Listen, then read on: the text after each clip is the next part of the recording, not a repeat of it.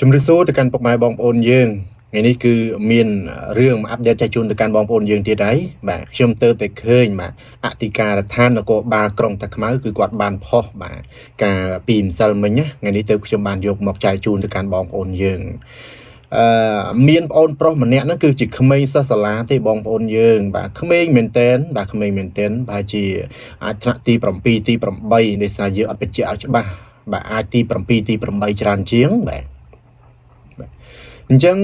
សកម្មភាពអូននេះគឺมันល្អទេហើយក៏ខ្ញុំឃើញបងដែលគាត់ជាមន្ត្រីរាជការនៅខាងខេត្តបាទដែលនៅក្រុងតាខ្មៅណាបងប្អូនយើងនគរបាលនៅក្រុងតាខ្មៅយើងដឹងហើយមួយរយៈនេះគឺអាសាឃើញនៅក្នុងមានរឿងអាស្រោចច្រើនហេតុអី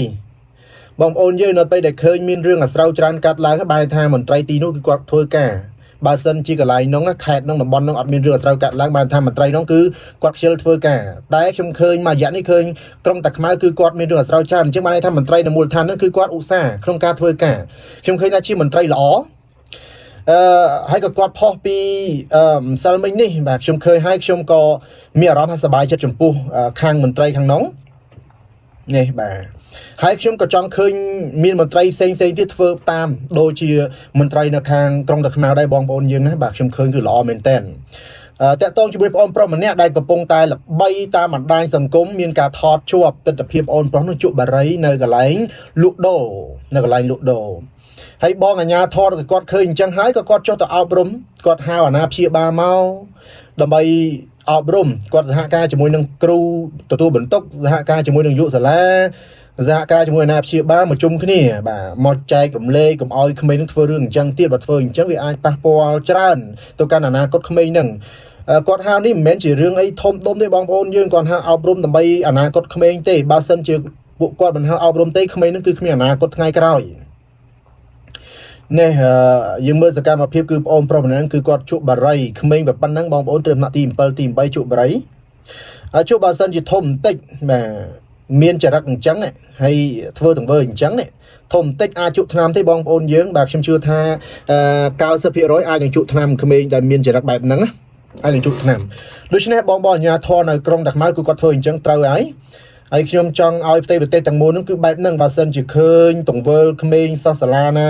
មើលទៅមិនល្អហៅអាណាព្យាបាលមកអប់រំអញ្ចឹងគឺល្អមែនទែន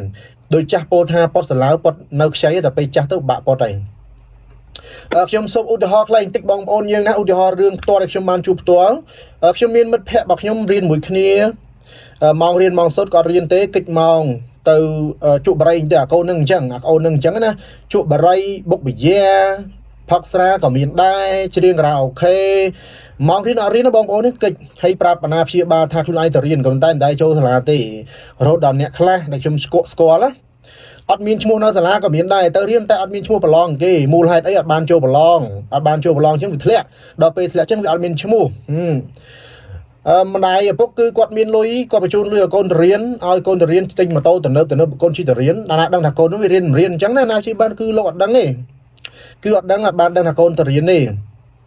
ដល់ថ្ងៃមួយមិត្តភក្តិខ្ញុំហ្នឹងត្រូវប្រឡងទី12គឺអត់មានឈ្មោះប្រឡងទី12ដល់ពេលគ្រូសួរទៅថាកូននឹងអត់ដែរមករៀនទេអញ្ចឹងគេលុបឈ្មោះចោលហើយម្ដាយឪពុកគឺភ្ញាក់ខ្លួនព្រើតែម្ដងនឹកស្មានថាកូនរបស់គាត់នឹងឲ្យលុយទៅរៀនរហូតទិញម៉ូតូទំនើបទិញអ្វីឲ្យកូនគ្រប់យ៉ាងអញ្ចឹងណាក៏ប៉ុន្តែបែរជាកូនមិនរៀនកិច្ចសាលាមានមួយចំនួនទៀតក៏បែកកំណត់ទៅជក់ថ្នាំខ្ញុំមានបងប្អូនមានមិត្តភ័ក្តិដែលគាត់ធ្វើអញ្ចឹងណាម៉ោងរៀនគាត់អត់រៀនទេលីបម៉ោងទៅបុកវិយាទៅជក់បារីទៅផឹកស្រា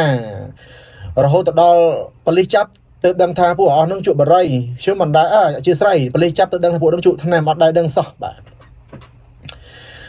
នេះគឺជារសារមួយល្អសម្រាប់បងប្អូនយុវវ័យយើងបាទបើសិនជាមានអាជ្ញាធរល្អដោយខាងខេត្តបាទនៅខាងក្រុងតាខ្មៅខ្ញុំចង់មានអាជ្ញាធរល្អអញ្ចឹងនេះបាទចុះបក្រាបក្មេងៗដែលជក់បារីអញ្ចឹងពត់ទៅហើយនៅក្មេងបាទហើយអាណាព្យាបាលកុំខឹងណានៅពេលដែលគេគាត់បានចាប់កូនរបស់យើងទៅសម្រួលទៅដើម្បីជួយបង្រៀនកូនរបស់យើងនឹងកុំឲ្យដើរផ្លូវខុសតើដើរផ្លូវខុសគឺអាណាព្យាបាលហ្នឹងឯងដែលទទួលបន្ទុកនោះគ្មានអាណាទេហើយក៏បងអាជ្ញាធរនៅក្រុងតាខ្មៅគឺគាត់ចុះអប់រំទៅកាន់អ្នកលក់ដែរលក់មើលក្មេងផងក្មេងណាទៅលក់បានក្មេងណាត្រូវលក់មិនបានណាបាទមិនមែនចេះតែលក់ដែរបារីស្រាហ្នឹងនៅប្រទេសគេ បើសិនយើងផឹកស្រាសាធារណៈគេចាប់ដាក់គុកហ្នឹងហើយនេះប្រទេសគេខ្ញុំឃើញមួយចំនួននៅខាងប្រទេសគេមានច្បាប់ហ្នឹងណាអ្នកខ្លះបណៃជាប្រាក់អញ្ចឹងទៅវាមានច្រើនករណីអូខេបាទខ្ញុំសង្ឃឹមថាខេត្តដតីអាជ្ញាធរនៅក្រុងនៅខេត្តដតីគឺធ្វើដូចអាជ្ញាធរនគរបាលនៅក្រុងតាខ្មៅខ្ញុំឃើញទង្វើនេះគឺល្អហើយខ្ញុំក៏ចែកម្លែកទៅខ្ញុំតាមដានក្រុងតាខ្មៅយូរហើយបងប្អូនយើងដោយសារតែក្រុងតាខ្មៅគឺតំបន់ហ្នឹងគឺមានរឿងអាស្រូវច្រើនចាប់បានច្រើនដល់ចឹងខ្ញុំគិតថាអាជ្ញាធរទីហ្នឹងគឺប្រហែលជាគាត់ជាអាជ្ញាធរល្អបើសិនជាអាជ្ញាធរមិនល្អគឺគ្មានរឿងអាស្រូវហ្នឹងកើតឡើងទេអាជ្ញាធរល្អគឺគាត់ខំប្រឹងធ្វើការគាត់ខំប្រឹកចុះចាប់ដល់ពេលចុះចាប់ពួកអាខូចហ្នឹងហើយដល់ពេលដឹងថាពួកអាខូចច្រើនវាទៅជារឿងដែលល្បីរន្ទឺគេថាមិនល្អស្រុកមិនល្អតែអាជ្ញាធរល្អ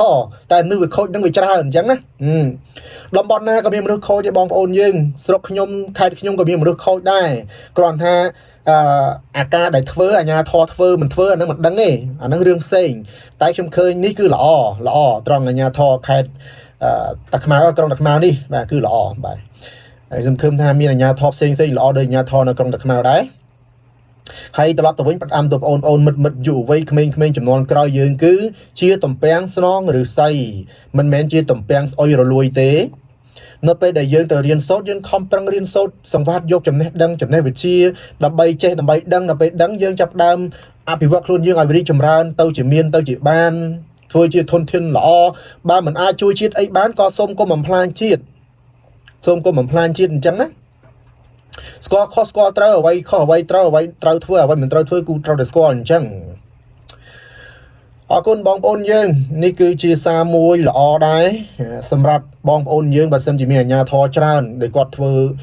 សកម្មភាពបែបនេះចុះប្រក្រាបចុះអប់រំទៅកាន់ក្មេងៗសិស្សសាលាបាទហើយអាណាព្យាបាលដូចគ្នាកុំរំពឹងថាគ្រូនឹងគាត់ខំប្រឹងពន្យល់នឹងគាត់មិនពន្យល់បានទាំងអស់ទេគាត់ព្រោះអីសិស្សច្រើនណាស់គឺគាត់ខំប្រឹងបញ្យល់អ្វីដែលគាត់អាចធ្វើបានអញ្ចឹងអាណាព្យាបាលក៏ជារឿងមួយសំខាន់នេះខំប្រឹងតាមបានកូនខ្លួនឯងណាទាំងទង្វើទាំងកាយវិការជាពិសេសការរាប់អានមិត្តភ័ក្តិបើកូនយើងរាប់អានមិត្តភ័ក្តិហ្នឹងវាអាក្រក់បានតែកូនយើងវាស្តៀងគ្នាដែរមិនខុសគ្នាទេតែបើយើងរាប់អានមិត្តភ័ក្តិល្អកូនយើងក៏វាល្អតាមហ្នឹងអញ្ចឹងណាអញ្ចឹងយើងមើលសកម្មភាពការរាប់អានមិត្តភ័ក្តិកូនផងមើលសកម្មភាពជាក់ស្ដែងនៃកូនបញ្ចេញផងអញ្ចឹងណាខ្ញុំដឹងថាអាណាព្យាបាលស្រឡាញ់កូនហើយទាំងគេទាំងខ្ញុំណាមានកូនណាមិនស្រឡាញ់ហើយអញ្ចឹងតើយើងខំប្រឹងតាមដានទាំងអស់គ្នាយើងមិនអាចពឹងលើគ្រូម្នាក់ទេដើម្បីមើលថែណាដោយករណីគ្រូហើយសិស្សឆ្លុះគ្នាអញ្ចឹង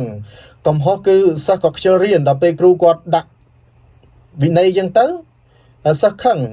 អាណាព្យាបាលទៅកាន់ជើងកូនអញ្ចឹងគឺអត់ត្រូវទេបងប្អូនយើងគឺអត់ត្រូវទេបាទអត់ត្រូវទេអូខេគឺមានតែប៉ុណ្្នឹងចែកជូនទៅកាន់ឪពុកម៉ែបងប្អូនយើងខ្ញុំមកនេះគឺមិនមែនមកអីទេគឺមកចូលរួមត្រេកអរសម្រាប់ពលរដ្ឋយើងដែលមាន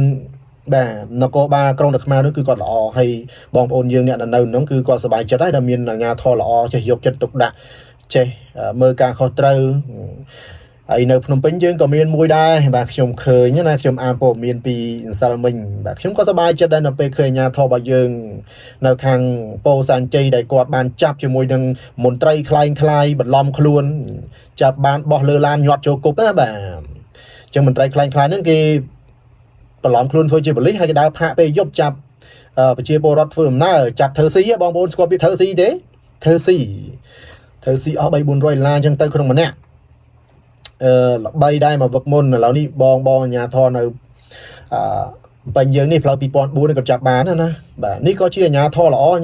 គឺខ្ញុំសរសើរមានតែពលរដ្ឋទេណាអាជ្ញាធរសហការគ្នាទេធ្វើរឿងមួយដែលគេថាសហការគ្នាណាបាទចោលវាខ្លាចច្បាប់នៅពេលដែលពលរដ្ឋសហការជាមួយអាជ្ញាធរអញ្ចឹងគឺវាខ្លាចហើយវាមិនសូវហ៊ានធ្វើឬសកម្មភាពអាក្រក់ទេអរគុណជាមួយនឹងអាជ្ញាធរក្រុងតាខ្មៅអរគុណពីខ្ញុំពលរដ្ឋម្នាក់អរគុណសក់ខ្លាំងបាទចំពោះទង្វើមួយនេះហើយសូមសង្ឃឹមថាបន្តធ្វើសកម្មភាពបែបនេះបន្តទៀតហើយក៏ចង់ឃើញជាមួយនឹងអាជ្ញាធរផ្សេងនៅតាមតំបន់ផ្សេងខេត្តផ្សេងផងដែរអរគុណហើយជម្រាបលាបើសិននិយាយទៅប៉ះពាល់ដល់ពុកម៉ែបងប្អូនក៏អធិស្ឋានពីចម្ងាយផងដែរ